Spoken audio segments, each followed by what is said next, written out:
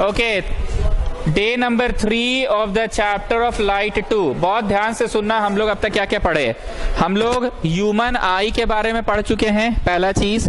दूसरा, कुछ light related phenomena पढ़े थे, याद करवा रहे हैं फिर से। ये था पार्टिकल, ये मेन रे ऑफ लाइट आया, पार्टिकल से टकराया तो सब तरफ छितर गया। एग्जाम में से छितर नहीं लिखना है, स्कैटर लिखना है। This phenomena of scattering depend करता है पार्टिकल साइज पे, ठीक बोल रहे हैं ना। पहला आपको याद होगा, वैसे ऑफिशियली नहीं पढ़ाएं, पर ये 7 रंग में टूटता है, VIB GY OR। सबसे ताकतवर वेवलेंथ किसका? R का। और सबसे कमजोर वेवलेंथ किसका? वायलेट का। 3 बातें था, particle size is very fine, very fine particles scatter light of small wavelength, light of smaller wavelength, but particle size is big, it scatter light of large wavelength, and when it is very big then biggest wavelength scatter करता है। ठीक है, हम इन सारी बातों को पढ़ा देंगे, पर नोट्स के माध्यम से पढ़ाते हैं। ठीक है, ध्यान से सुनना, बीच में नहीं बोलोगे। नोट्स के माध्यम से बात करें तो नोट्स के माध्यम से बात करें, नहीं नोट्स में नहीं चलेगा, हमको पहले बोलना ही पड़ेगा। आग का कलर, आग, होलिका अरे बोलने दोगे भाई। होलिका वाले आग का कलर कहीं कहीं लाल होता है, कहीं कहीं सादा आग होता है और कहीं कहीं ब्लू आग होता है। दूसरी बात, घर में जो गैस चूल्हा जलता है उसका फ्लेम ब्लू ही होता है। घर में जो गैस चूल्हा होता है वो लिक्विफाइड पेट्रोलियम गैस है, प्योरेस्ट फॉर्म होता है। उसमें कहीं पे भी डस्ट पार्टिकल्स, एश पार्टिकल्स है कि कुछ नहीं है। तो आग का रंग जब छितरता है तो कौन से तरह के पार्टिकल से टकरा के छितरता होगा? Very fine particles, very fine particles scatter light of smaller wavelength, that is violet indigo blue, which is the most prominent one, blue. हम तब से किसको टोक रहे हैं इतना, किसको टोक रहे हैं इतना, किसको टोक रहे हैं हम इतना? कितना लोग को लगता है आप रिवाइज कराते हैं, अच्छा आपका आदत है, पुराना बात पूरा याद हो जाता है। तुम लोग सोचा भाई अभी तो बकरा नया कहां पढ़ा रहा है। ठीक, तो घर में जो चूल्हा जलता है उसमें तो लिक्विफाइड पेट्रोलियम गैस है, प्योरेस्ट फॉर्म है, there is no dust particle, no ash particle. अब एक चीज और सुनो, जब वही गैस चूल्हा पे मम्मी टोपिया रखती है दूध गर्म करने वाला, और वो टोपिया को उतार के किचन में रखती है, वो मार्बल के ऊपर, वहां ना आटा गिरा रहता है, आटा सट जाता है टोपिया में। अब टोपिया को रखती है ना तो लाल आंच आता है। कैसा आंच आता है? लाल।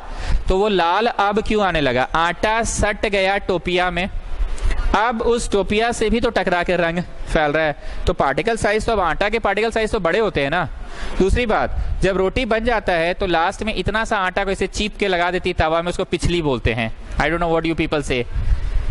एक रोटी गाय का और आखिरी रोटी चूल्हा का, पहला रोटी गाय का और आखिरी रोटी चूल्हा का, इतना सा आटा इतू सा लेती है, इसे इसको चीपती है और चीप के तवा में साड़ देती है। अगर आप लोग के घर में ऐसा होता है, पुराने घर हैं, तो मैं उसकी बात नहीं कर रहा हूं, तवा में साड़ देती है, तो तवा का अब उस जगह का रंग लाल, आग अभी भी नहीं हो रहा है, यहां खिड़की पास ले आइए ना। तवा का उस जगह का आंच, अरे बोलने दो जी, उस जगह का आंच का रंग लाल क्यों हो जाता है? उतना बड़ा आटा का पार्टिकल है तो स्कैटरिंग पार्टिकल्स है क्वाइट बिग, यस और नो? ये बात उस दिन बोले थे कि आज आप एक नया बतवा जोड़ दिए, आटा वाला बात नहीं बोले थे। उस दिन हम बोले थे घर का गैस चूल्हा हमेशा ब्लू ही होता है, आज एक नया बात जोड़ दी है। अब आगे सुनिए, हम लोग अब होलिका वाले आग में आ रहे हैं। होलिका का आग में इनर मोस्ट जोन ब्लू होता है क्योंकि वहां कोई एश पार्टिकल्स नहीं है, पर as you rise up ash particles उड़ रहे होते हैं। उन एश पार्टिकल से जब रोशनी आग का टकराता है तो वेरियस वेवलेंथ छोड़ता है। जहां पे वेवलेंथ बड़ा छोड़ेगा वहां पे आग रेडिश दिखेगा, और जहां पे बहुत बड़ा पार्टिकल है all wavelength get scattered. All wavelength means white, all wavelength means all colour means white, इसलिए आग वहां पे व्हाइट दिखता है। मैंने इतना बकैती किया, किस कॉन्सेप्ट पे किया? साइज ऑफ द पार्टिकल्स पे। अब अगला बकैती जो है, किसका छितरना, क्या बोलते हैं उसको? स्कैटरिंग। हाँ, किसका स्कैटरिंग कितना हो रहा है? सुबह के समय सूरज की रोशनी को लॉन्गेस्ट ट्रैवल करना पड़ता है और शाम के समय भी लॉन्गेस्ट ट्रैवल करना पड़ता है। तो जब लॉन्गेस्ट ट्रैवल कर रहा है तो सूरज की रोशनी चलते चलते आते आते उसका पहले टी शर्ट, गंजी, वो जैकेट खुला, गजनी वाला बोले थे, फिर थ्री इडियट्स का आमिर खान बना, टी शर्ट वाला, फिर टी शर्ट भी खुल गया तो पीके वाला आमिर खान बना। आई एम नॉट जोकिंग, यही बातें याद रहेंगी। धीरे धीरे चल कर आया, पहले गजनी, उसके बाद थ्री इडियट्स, उसके बाद पीके, धीरे धीरे उसका कुछ छूटता चला गया। सूरज की रोशनी लॉन्गेस्ट ट्रैवल करके आती है, सबसे पहले उसका लाल कलर साथ छोड़ेगा कि लाल तो बिगेस्ट वेवलेंथ है, सबसे आखिरी में स्कैटर होगा। सबसे पहले उसका क्या चीज का डेफिशिएंसी हो गया, the smaller wavelength gets deficient. ऐसे करते थोड़ा और चला, bigger wavelength, the rays reaching us has got only the longest wavelength available in it, so the light reaching us has got only red color available in it। वही चीज शाम के समय भी सूरज ढला, सूरज की रोशनी को लॉन्गेस्ट डिस्टेंस ट्रैवल करके आना है, लॉन्गेस्ट डिस्टेंस ट्रैवल करके आने में छितर स्कैटरिंग हो गया, पहले किसका, स्मॉलर का, उसके बाद इसका, तो लास्ट में जो रेज हमारे आंख तक पहुंच रहे, that has got only the largest one. फिर हम ऐसे भी बोले थे थोड़ा सा और पीछे चल जाते हैं, तो अब लाल का भी डेविएट छितर जाएगा, तो तुम्हारे पास कुछ नहीं बचेगा। तो बोला भी जाता है कि एस्ट्रोनॉट्स को स्काई डार्क कलर का या ब्लैक कलर का दिखता है। No colour means black colour. बकर बकर नहीं कर रहे हैं, इतना खखोर दे रहे ना कि मेरे यहाँ का बच्चा जानता है आंसर देना कैसे है। या तो आंसर पार्टिकल साइज पे देना है, या तो स्कैटरिंग हुआ, कमजोर का हुआ, फिर बड़का का हुआ, फिर बड़का का हुआ, एंड सो ऑन। या तो कमजोर का हुआ, फिर बड़का का हुआ, फिर बड़का का हुआ, एंड सो ऑन। दो बेसिस पे दिए ना। पहले के बेसिस होलिका वाला सवाल के जवाब किस बेसिस पे दिए, size of particle size is big, it will scatter bigger wavelength, particle size is very fine, it will scatter smaller wavelength। और अभी जो प्रश्न का जवाब दिए, वो प्रश्न का जवाब सूरज का रोशनी लाल या पीला क्यों दिखता है, वो किस बेसिस पे जवाब दिए, the amount of scattering. The scattering के वक्त पहले शॉर्टर स्कैटर हो गया, होते होते होते हम तक जो पहुंचा वो कौन सा पहुंचा, बिगर वेवलेंथ वाला ही पहुंच पाया। डेफिशिएंसी हो गई ना, उसका जैकेट खुल गया, उसका टी शर्ट खुल गया, पहुंचते पहुंचते बस पीके बना। अब आते हैं अगला सवाल, आसमान नीला क्यों दिखता है शहर के ऊपर, गांव के ऊपर, और शहर के ऊपर कम नीला क्यों दिखता है। आसमान के ऊपर कोई स्कैटरिंग पार्टिकल है ही नहीं, पोल्यूशन नहीं है, तो फाइन पार्टिकल्स है। Fine particles will scatter which colour, low wavelength, इसलिए आसमान नीला दिखता है। लेकिन शहर के ऊपर फिरालाल चौक पे हर समय क्या सस्पेंडेड है, air particles and pollutants also suspended है। तो पोल्यूटेंट से जब रोशनी टकरा के छितरेगी तो कौन सा कलर आएगा, द फाइनर वन की some other colour was also, इसीलिए प्रोमिनेंट ब्लू होता है कि some little little other colour also. अब रिकॉल हो गया ना। अब आते हैं तारा, ये पृथ्वी है, पृथ्वी के चारों ओर क्या है, एटमॉस्फेयर। ये वेरियस लेयर्स ऑफ एटमॉस्फेयर है, वेरियस लेयर्स ऑफ एटमॉस्फेयर है। यहां तारा से रोशनी निकला, मीडियम चेंज हुआ, क्या हुआ, रिफ्रैक्ट, फिर रिफ्रैक्ट, फिर रिफ्रैक्ट टुवर्ड्स द नॉर्मल। इंसान यहाँ पे इसको रिट्रेस करता है तो it appears as if it is coming from a higher position S dash instead of S, इसलिए तारा जो आप देखते हैं वो नकली तारा देखते हैं। ये क्वेश्चन को पढ़ाऊं मैं और ये ना पढ़ाऊं ऐसा हो ही नहीं सकता है। पानी है, पानी में है मछली, रेस निकला, रेस निकला, रेस निकला, डेविएट हुआ, डेविएट हुआ, यहां पे तुमने बनाया ह्यूमन जो ऑब्जर्वर है, वो उसको रिट्रेस किया तो कहां दिख रही है बताओ, इंस्टेड ऑफ एफ, कहां दिख रही है, एफ डैश में इंस्टेड ऑफ एफ।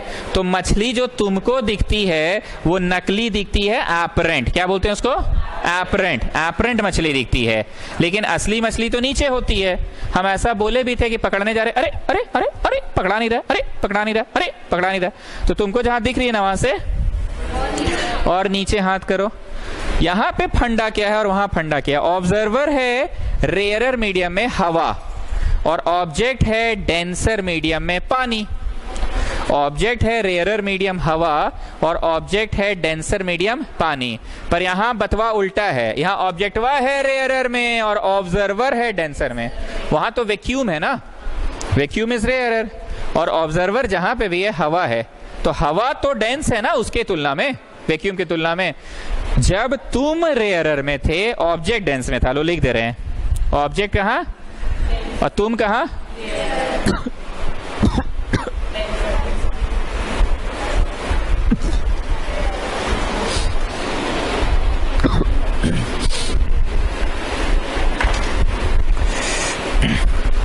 उल्टा फेनोमेना। आदमी कहां, सामान कहां, आदमी कहां, समान कहाँ? वहां क्योंकि रेयरर में थे, समान डेंस में था, तो समान कम्स ऊपर। यहाँ समान कम्स ऊपर के समान मूव्स अवे। तो तुम जिस तारा को देख रहे हो, तारा पहले ही होता है।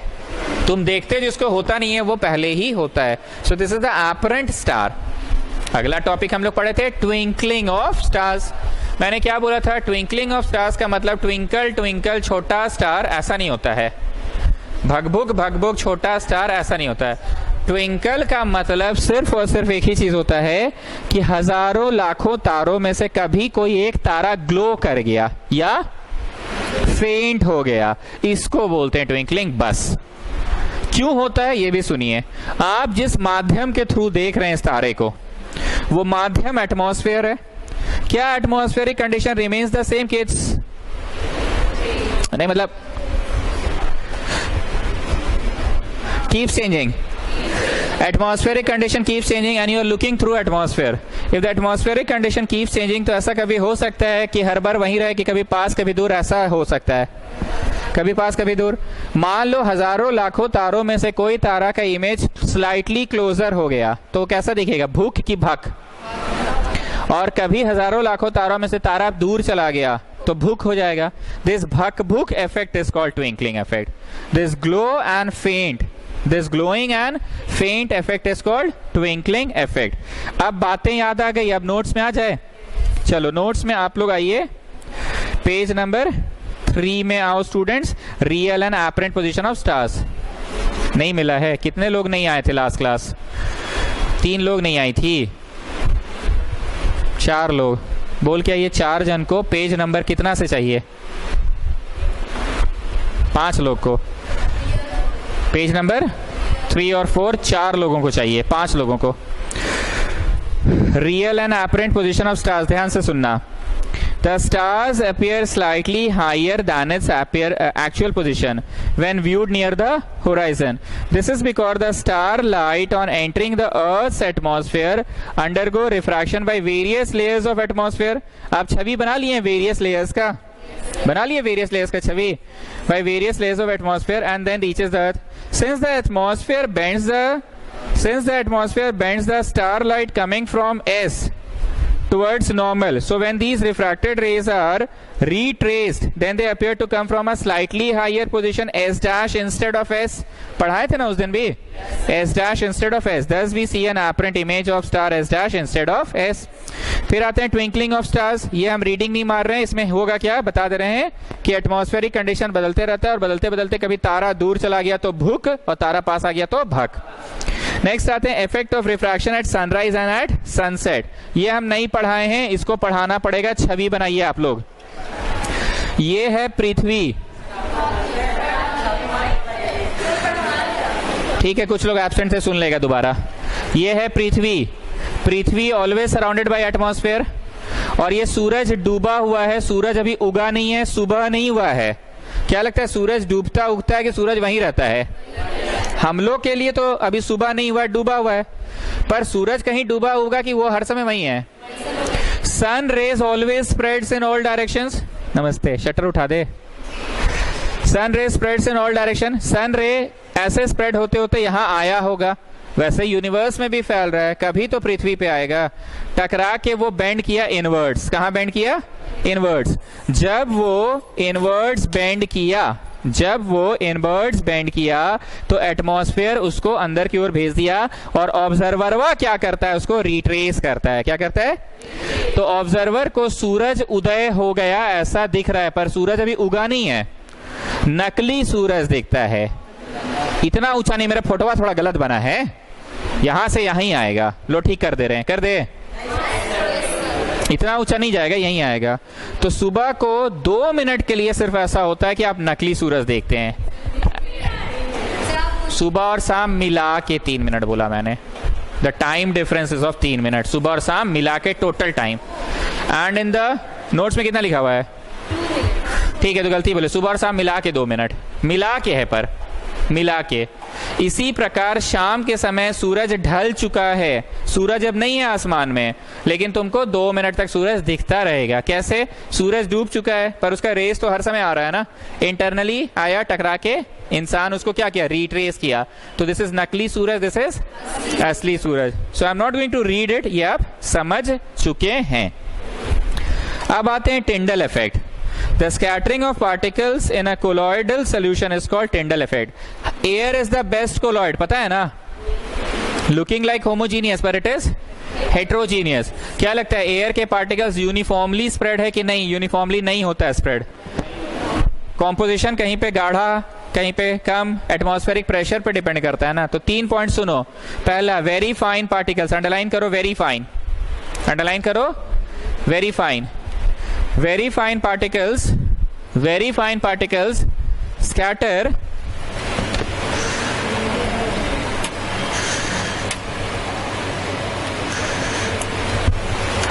very fine particles scatter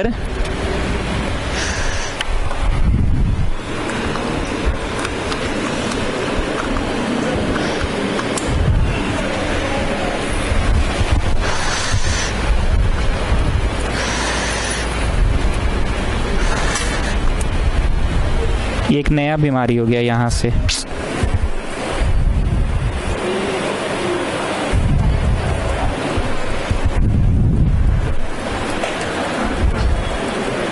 V1 खुल रहा है, V1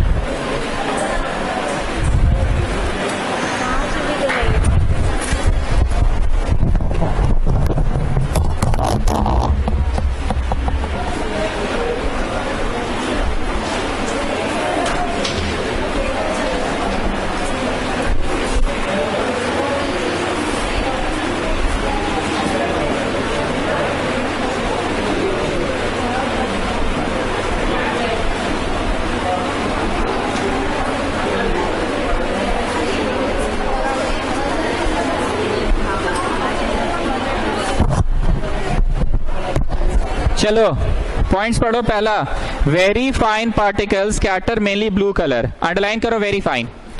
दूसरा क्या है, particles of larger wavelength, larger size scatter lights off longer wavelength mainly red, underline करो, लार्जर साइज, अंडरलाइन किए। हम 3 को बतवा पे जोर दे रहे ना, पहला वेरी फाइन, एगो लार्जर, एगो वेरी बिग। तीसरा point give the particle size of scattering particles is large enough, underline करो, लार्ज एनफ। 3 बातों पे मैंने जोर दे दिया ना। देन कौन सा कलर होगा, व्हाइट। व्हाइट का कारण क्या है, कोई बता सकेगा? All colour. तो व्हाइट के बगल में लिखो ऑल कलर, व्हाइट के बगल में लिखो ऑल कलर। मतलब इतना बड़ा था कि वो ऑल वेवलेंथ को ही स्कैटर कर दिया। किसको कर दिया? ऑल वेवलेंथ को ही स्कैटर कर दिया, दैट इज ऑल कलर। अब आइए next page. Blue colour of sky क्यों होता है, पढ़ने दीजिएगा। When sunlight passes through the atmosphere, then the fine particles in the air scatter light of short wavelength (bracket में blue color) more strongly than light of larger wavelength. क्या लगता है सबसे पहले लाले छितरा जाएगा कि पहले ब्लू ना छितराएगा? कमजोर को लोग उखाड़ फेंकते हैं पहले कि ताकतवर को उखाड़ फेंकते हैं पहले? तो जो कमजोर वेवलेंथ होता है वो ब्लू होता है, तो ब्लू को ही पहले स्कैटर कर देगा ना। स्कैटर मतलब उखाड़ फेंकेगा। तो क्या उखाड़ के फेंका गया? more strongly than light of large wavelength, that is red color. So the light entering our eyes is blue, hence the sky appears blue. Clear है ना बात? आते हैं नोट में। The sky looks dark to passengers flying at higher altitude as scattering is not prominent at such height. उस height पे scattering नहीं होता है, ठीक है, या सारा का सारा स्कैटर हो चुका होता है। Next, the sky looks less blue over the cities over the countryside, ये हम नहीं बोलेंगे, ये तुमको पता है। तीसरा, if there would have been no atmosphere then the colour of sky would be dark. अगर एटमॉस्फेयर ही नहीं हो तो क्या होगा? डार्क। ऐसा क्यों? स्कैटर करेगा कौन? उस दिन कोई पूछी थी आके शायद आप, तो हम बोले थे वहां वैक्यूम है। वैक्यूम मतलब कुछ नहीं है, तो कहां से होगा? कुछ आप पूछे थे तो मैंने यही आंसर दिया था ना, वैक्यूम का मतलब कुछ है ही नहीं, तो कौन स्कैटर करेगा? वैसे सूरज की रोशनी हर जगह पहुंचती है, क्योंकि सूरज की रोशनी को चलने के लिए मीडियम नहीं चाहिए। ध्यान से सुनना, मेरे और आपके बीच का हवा हटा देते हैं इस रूम से वैक्यूम पंप लगा के, फिर भी तुम मेरे को देख पाओगे, सुन नहीं पाओगे। पर क्योंकि साउंड वेव को चलकर तुम्हारे कान तक जाने के लिए मीडियम चाहिए, और हवा मीडियम ही नहीं है, तो तुम सुन नहीं पाओगे। पर देखने के लिए तो लाइट चाहिए ना। मेरे पे लाइट पड़ा, तुम देख पा रहे हो, हालांकि मेरे और तुम्हारे बीच में हवा नहीं है, मीडियम नहीं है, फिर भी देख पाओगे, क्योंकि देखना is because of light, and light को चलने के लिए मीडियम नहीं चाहिए। तभी ना बहुत दूर में सूरज और पृथ्वी के पास बस एटमॉस्फेयर, फिर भी सूरज की रोशनी कैसे पहुंचा? एटमॉस्फेयर तो कुछ ही दूर तक है ना, फिर भी पहुंचा ना सूरज की रोशनी। चलिए next, colour of sun at sunrise and sunset. At noon when the sun is directly overhead, ये भी पढ़ाए थे।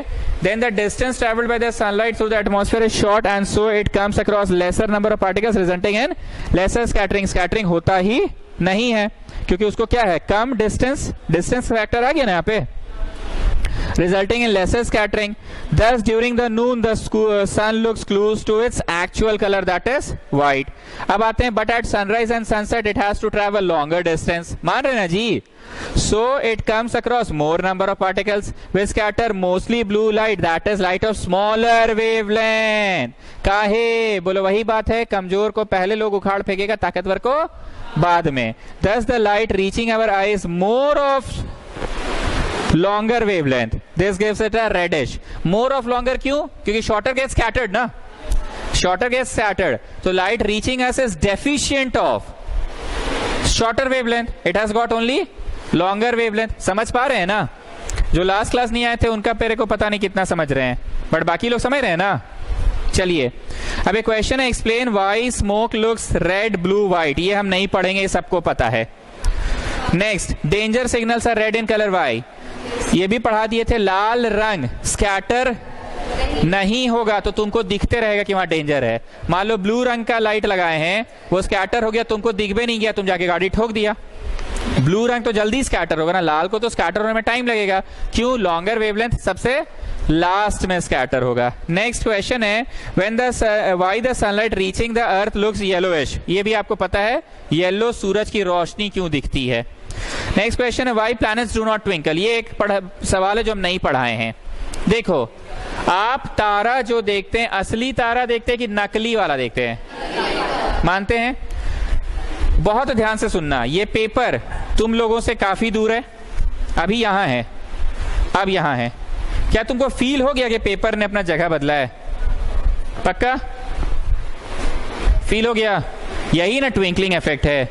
अगर अपने जगह से और दूर चल गया तो स्टार की रोशनी कम हो गई, भुक, और अपने जगह से पास हो गया तो भग। क्या लगता है ये हर दिन हर पल होता है कि हजारों तारों में से कभी एक तारा थोड़ा दूर या थोड़ा पास हो जाता है? बिकॉज जिस माध्यम से देख रहे हो माध्यम कीप्स चेंजिंग। मान रहे हैं? अब इमेजिन करो, ये पेपर हम तुम्हारे आंख के सामने ले गए, ऐसे इमेजिन करो, ठीक? पेपर थोड़ा घसका, पर तुमको फील भी हुआ घसका? तुमको ये हमने नहीं बोले, तुम अपना कॉपी उठा के आंख के सामने रखो, सब लोग रखो, चलो रखे। थोड़ा सा घसका, फील हुआ? लेकिन लेकिन लेकिन आप नहीं समझ पा रहे हैं बोलना क्या चाह रहे हैं। दूर की चीजें अगर घसकेगी तो परिवर्तन फील होगा, पास की चीजें घसकेगी तो still it is in your site, still it is in your vision, still it is in your site, still it is in your vision. समझ रहे मेरी बात को? Still it is in your site, still it is in your vision. लेकिन दूर की चीजें तो विजन से बाहर चली गई तो पता चल जाएगा। नहीं बुझा रहा है? ज्यादा दूर हमसे तारा है कि प्लैनेट्स है? तारा का पोजीशन बदल जाने से पता चल जाता है, इसलिए तारा का ट्विंकलिंग इफेक्ट पता चलता है। But the planets are very close to us. पृथ्वी के नियरेस्ट प्लैनेट कौन सा है? My very educated mother, Venus है ना। कौन सा प्लैनेट है? वीनस है। स्ट्रेट लाइन सब देख लिए? क्यों क्लास किए थे आप? वो तो कल भी लेट आए थे वीडियो में, ठीक है।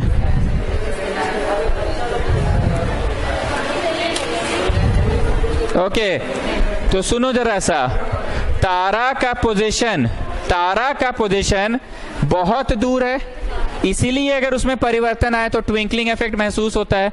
But planets are so close to us, planets are so close to us कि उसका पोजीशन बदलता तो है, पर बदलने के बाद भी still they are inside our sight. हम बार बार बोल रहे हैं दूर का चीज जगह बदला तुमको महसूस हुआ, पास का चीज बदला तो तुमको लगा कि अभी भी तुमको दिख ही रहा ठीक ठाक। आप समझ पा रहे हैं? विच is the nearest planet? Venus ना, माई वेरी एजुकेटेड मदर, है ना, एजुकेटेड। माई mercury very educated, just Jupiter.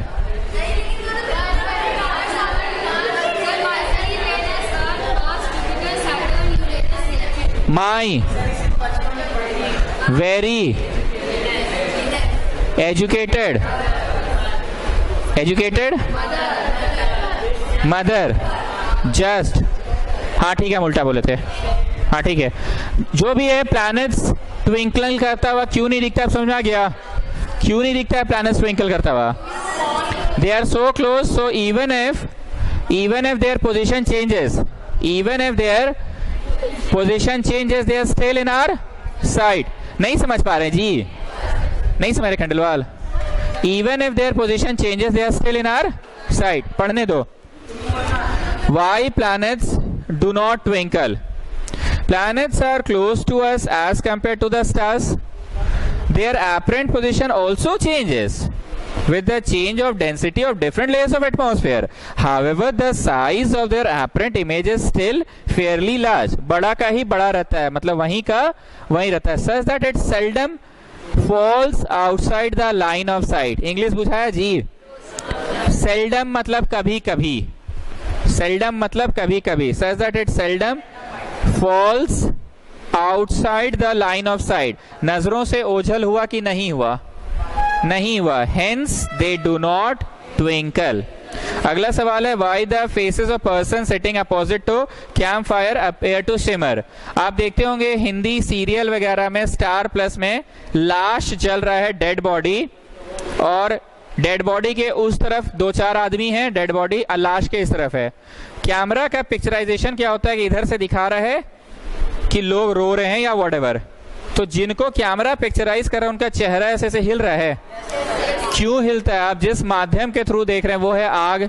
आग कांस्टेंट है कि आग हिल रहा है, तो जिस माध्यम के थ्रू देख रहे हैं वो क्या हो रहा है? हिल रहा है। और दूसरी बात, एक ही तापमान में है कि अलग अलग तापमान में है? पढ़ने दीजिए। The rays reflected from the face of person sitting opposite the campfire suffers refraction on passing through hot air, on passing through hot air. Thus we see apparent image of the person. क्या लगता है, असली image मिलेगा कि नकली मिलेगा? Image of the person. Since hot air is in motion, hot air is in motion and its density changes, which in turn shifts the image rapidly. इसलिए image बदलता रहता है। Thus the rapidly shifting image gives it a shimmering effect. shimmering मतलब धुंधलापन effect देता है। देखो जी, words पे ध्यान देना, हम अपना ठेठ भाषा में समझा दे रहे हैं, पर परीक्षा में ठेठ मत लिख कर चलाना कि कैमरा स्टार प्लस वो सब लिख कर मत चलाना। समझ रहे ना बात को? बातें आ रही है ना समझ में? Next one, why does a fisherman aim at the tail of fish while spear fishing? मछली पकड़ते समय से पूंछ पे एम क्यों करता है वो? क्योंकि मछली जहां दिखती है, मछली वहां होती तो नहीं है, असली मछली तो नीचे होती है, तो वो पूंछ पे एम करता है, तब जाके वो हेड पकड़ाएगा। पूंछ पे एम करेगा तब जाके हेड पकड़ाएगा। आंसर सुनिए।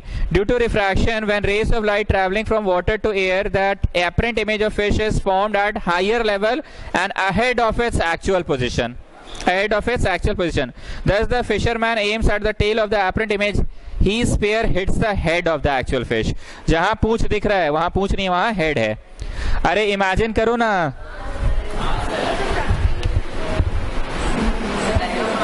समझ गए बात? पूंछ किया तो पकड़ाया क्या? हेड पकड़ाया ना। समझ रहे ना बात को? पूंछ को किया पर पकड़ाया क्या? हेड। और थोड़ा सा हाथ झुका के किया। और कहीं कुछ छूटा है तो बोलिए, पक्का ना?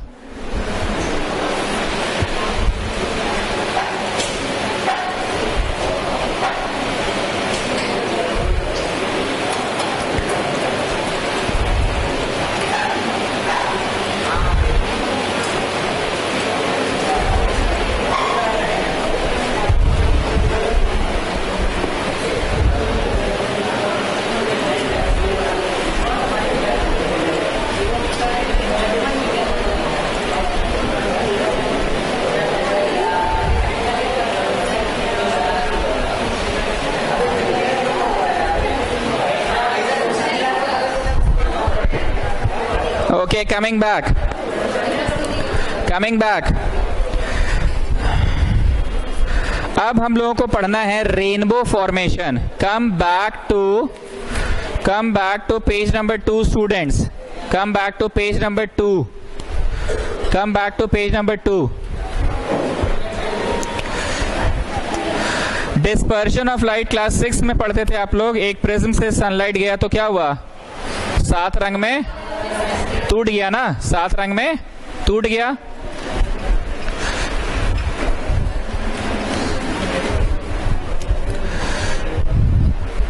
फिर से आ रहे हैं। What is the topic? Dispersion of light. What is the topic? Dispersion of light. ध्यान से देखिए, ये है प्रिज्म, सनलाइट गया, क्या हुआ? गया, 7 रंग में टूट गया। बना लो, फोटो बना लो विबग्योर।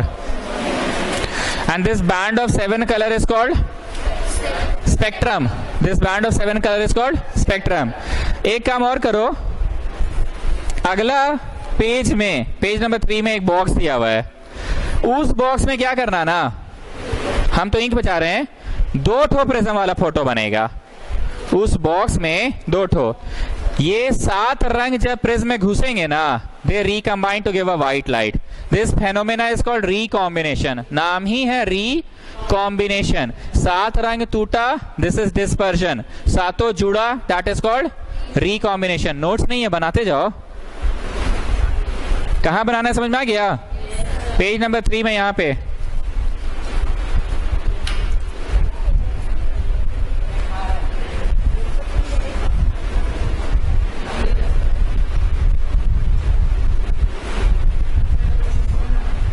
मांग लीजिए, अपना ही है तो शर्माते हैं।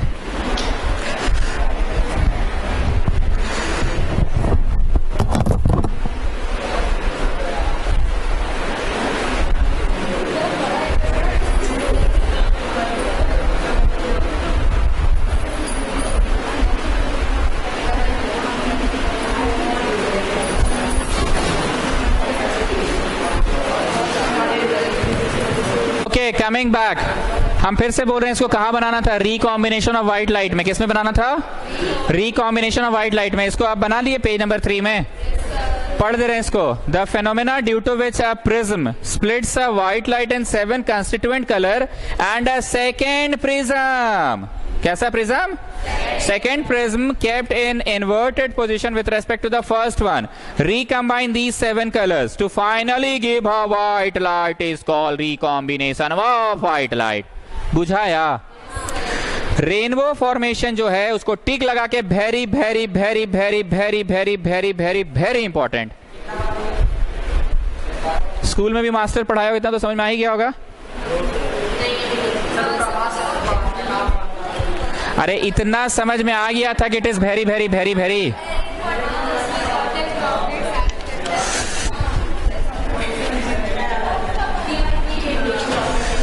प्रिज्म पढ़ाने से पहले, हाँ ओके, सुनिए, प्रिज्म पढ़ाने से पहले एक टर्म है टोटल इंटरनल रिफ्लेक्शन। ये अब सिलेबस में नहीं है, पर इसके बिना प्रिज्म पढ़ाना, सॉरी रेनबो पढ़ाना मुश्किल है। सुनना क्या है टोटल इंटरनल रिफ्लेक्शन? ध्यान से सुनना, भी बनाओगे नहीं। टोटल इंटरनल रिफ्लेक्शन, ध्यान से सुनना। हमने रखा पानी, और पानी के अंदर में सोर्स ऑफ लाइट है, कोई बल्ब या टॉर्च फिक्स कर दी है। क्या कर दिए? बल्ब या टॉर्च फिक्स कर दिए, ये सोर्स ऑफ लाइट है, ठीक। बाहर रिमोट कंट्रोल से, बैटरी से, जैसे भी इसको हम ऑन कर दिए, ऑन किए, ये लाइट निकला, टकराया एंड इट बेंड्स अवे। अब क्या किए? हाथ डुबा के लाइटवा को थोड़ा सा टेढ़ा किए, हाथ निकाल लिया, इसे पोंछ लिए गमछा में, और फिर ऑन किए। इस बार टेढ़ा लाइट आ रहा है, तो इस बार बेंडिंग थोड़ा अलग मात्रा से हुआ। फिर हाथ डुबाए, इसको और टेढ़ा किए, फिर हाथ निकाले, समझ रहे हैं ना? हाँ, फिर हाथ निकाले, क्या किया आपको पता है? हाथ निकाल के गमछा में पोंछ लिए, इस बार देखिए कि लाइट जो है ना स्टूडेंट्स, वो सतह पे ही रह गया। कहां रह गया? सतह पे ही रह गया। सिंपल सा फंडा है, पहले एक एंगल ऑफ इंसिडेंस था I1, तो एक एंगल ऑफ रिफ्रैक्शन बना R1। तुमने हाथ डुबा के लाइट को टेढ़ा कर दिया, हाथ बाहर निकाल के झाड़ के इसे पोंछ लिया, स्विच ऑन किया बाहर बैटरी या रिमोट कंट्रोल से। This time actually have changed the angle of incidence, so again angle of refraction has changed. This time again you have changed the angle of incidence. The refraction has become 90 degree. जिस वक्त refraction 90 हो जाए, जिस वक्त refraction 90 हो जाए, उस वक्त इंसिडेंस का एक खास नाम होता है क्रिटिकल एंगल ऑफ इंसिडेंस। क्या नाम होता है? Critical angle of incidence. Critical angle of incidence. ऐसे कोई भी इंसिडेंस को एंगल ऑफ इंसिडेंस ही बोलते हैं, लेकिन जिस वक्त 90 डिग्री से रिफ्रैक्ट हो जाए, उस वक्त का इंसिडेंस को क्या कहते हैं? Critical angle. हमने क्या किया? एक एंगल दिया इंसिडेंस का, एक रिफ्रैक्शन हुआ, एक इंसिडेंस दिया, एक रिफ्रैक्शन हुआ, एक इंसिडेंस दिया, रिफ्रैक्शन हुआ, लेकिन to our surprise what was it? सतह पे ही लाइट रह गया। पहले लाइट कैसा था? बोलो रिफ्रैक्ट हो रहा था, दिख रहा था साफ साफ, बेंडिंग हो रहा था। अगली बार भी क्या हुआ? रिफ्रैक्ट हो रहा था, बेंडिंग। पर इस बार बेंडिंग ऐसा हुआ कि सतह पे ही रह गया। फिर हाथ डुबाए, इस बार लाइट को और टेढ़ा किए, इस बार ना लाइट अंदर ही अंदर रिफ्लेक्ट हो गया। कुछ नया बोले कि नहीं, बुझा गया। पहले ऐसे था, अगली बार और झुका, अगली बार और झुका, तो अगली बार झुके गया पूरा अंदर। Not getting this phenomena is called total internal reflection. यहां पे देखो, rather than refraction, reflection is taking place. ये छवि पहले हम लोग सिलेबस में पढ़वाते थे, अब तो सिलेबस में रहा नहीं, लेकिन रेनबो पढ़ाने से पहले कहां बनवा दे? बोलो नीचे यहां पे जगह है, यहां बनाओ और लिखो total internal reflection. Total internal reflection बनाओ, बनाओ छवि, बनाओ, फोटो बनाओ, बनाओ बनाओ।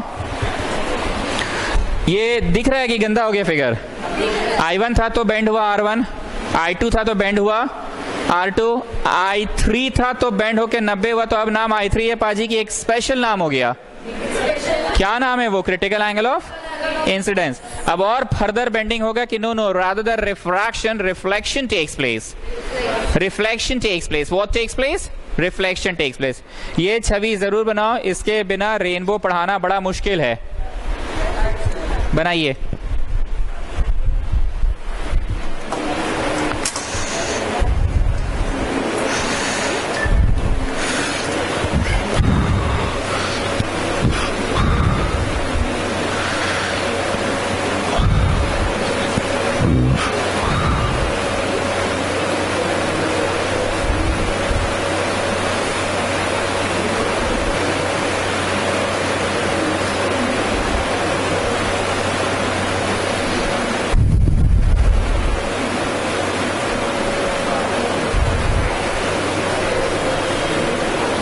इसको ना प्रॉब्लम ही रहता है हर समय।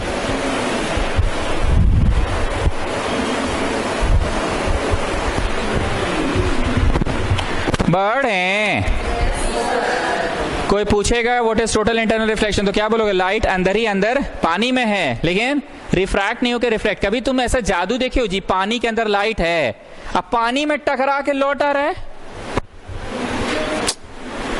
तुम अपने आप को इमेजिन करो स्विमिंग पूल के अंदर हो, सब लोग इमेजिन करो। हम ऑक्सीजन दे रहे, नहीं मरोगे, चलो ठीक। स्विमिंग पूल के अंदर है, पानी का सतह दिख रहा है, तुम यहां से टॉर्च ऑन करो। टॉर्च ऑन किए, टॉर्च ऑन किए, तो तुम क्या एक्सपेक्ट कर रहे हो कि तुमने टॉर्च ऑन किया तो तुम एक्सपेक्ट कर रहे हो ना कि सतह से पानी को पार करके लाइट निकल जाएगा, और अगर कोई बाहर आदमी खड़ा है तो उसको लाइट आता हुआ। पर तुम्हारे हाथ को कुछ तुम ऐसा बेंड कर रहे हो, एक ऐसा एंगल से बेंड कर रहे हो कि लाइट, अरे अरे नहीं समझे, अरे अरे पानी की सतह तक, अरे हम ही रोशनी हो गए। स्विमिंग पूल ही गार्डन मतलब रोशनी हो गया। Getting what I am saying? अभी भी नहीं बुझाया पांडे जी? टकरा के आया। तो ये बहुत स्ट्रेंज नहीं लगा कि टकरा के लाइट अंदर ही अंदर लौट आ रहा है? नहीं, किसी भी डेंस मीडियम में हो सकता है, लेकिन उसका इंसिडेंसवा का वैल्यू कितना होना चाहिए? आईसी से बड़ा। आईसी से इंसिडेंस का वैल्यू क्या होना चाहिए? ये आईसी का फुल फॉर्म लिख लो। ठीक, अब रेनबो फॉर्मेशन आते हैं। रेनबो क्या होता है? देखो, रेनबो हमेशा आप देखे होंगे बारिश के जस्ट बाद अगर धूप निकल गया तो ही रेनबो होगा, बनेगा। ऐसा इसलिए बारिश के होने से वातावरण में तो वाटर ड्रॉपलेट्स है, पर सोर्स ऑफ लाइट है कि सूरज कहां दिखता है? बारिश के जज्बात तो बादल ही रहता है। बारिश हुआ, वातावरण गीला है, वाटर ड्रॉपलेट्स है वाटर में, वाटर ड्रॉपलेट्स है वातावरण में, वातावरण में वाटर ड्रॉपलेट्स है। और अगर उसी समय सूरज आ गया, फुल फ्लेज सूरज आ गया रोशनी के साथ, ऐसा नहीं होता है जनरली कि पूरा सूरज चमक के साथ आ गया, ऐसा नहीं होता है। अगर कभी हो गया कि बारिश हुआ एकदम झमाझम, पूरा वातावरण गीला है, वाटर ड्रॉपलेट्स है वातावरण में, और नमस्ते, वातावरण में पानी है और साथ ही साथ सूरज आ गया, तो इसे होता क्या सुनिए। वाटर ड्रॉपलेट्स बोले तो प्रिज्म, वाटर ड्रॉपलेट्स बोले तो कितना स्टेप्स होता है सुनो। ये आया सनलाइट, सनलाइट कब आएगा बोलो? बारिश हुआ तो वाटर ड्रॉपलेट्स है, और तुरंत सूर्य देवता भी प्रकट हो गए, जो कि हर दिन नहीं होता है। बारिश होते के साथ सूर्य देवता पूरे चमक के साथ नहीं होते हैं। जब सूरज की रोशनी आई, the number 1 step which occurs is, यहां पे क्या हुआ बोलो जी? रिफ्रैक्शन। रिफ्रैक्शन क्या हुआ? दूसरी बात, ये 7 रंगों में टूट भी जाता है। बोलो VR लिखे, बीच का भी लिखिए। हम लिख तो सकते हैं पर फिगर आफे करके गंदा हो जाएगा। क्या हो जाएगा? आफे गंदा हो जाएगा। तो मैंने आफे नहीं लिखा, ठीक है, मैंने डायरेक्ट लिख दिया। बुझाया? 7 रंग में टूट गए। पहला फेनोमेना बोलो। दूसरा phenomena dispersion. What is happening? Dispersion.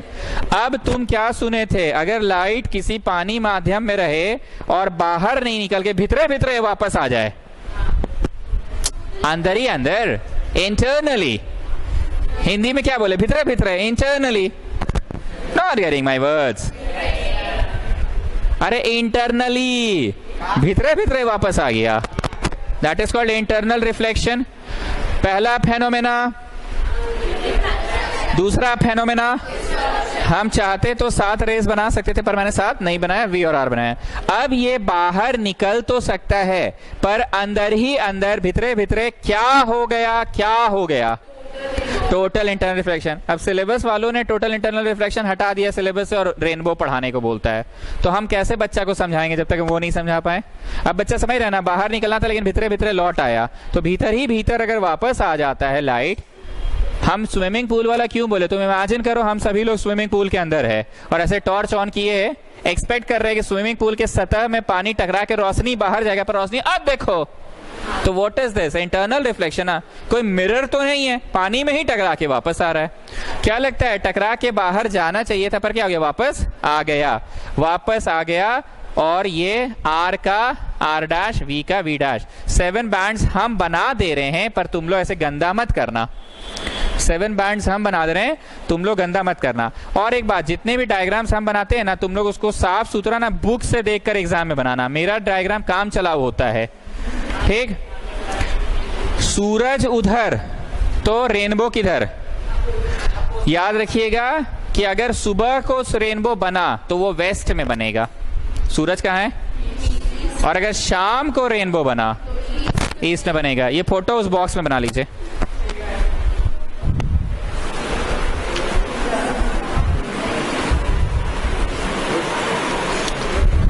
Prism की तरह कौन एक्ट करता है बोलो? Water droplets. Come on, do it fast.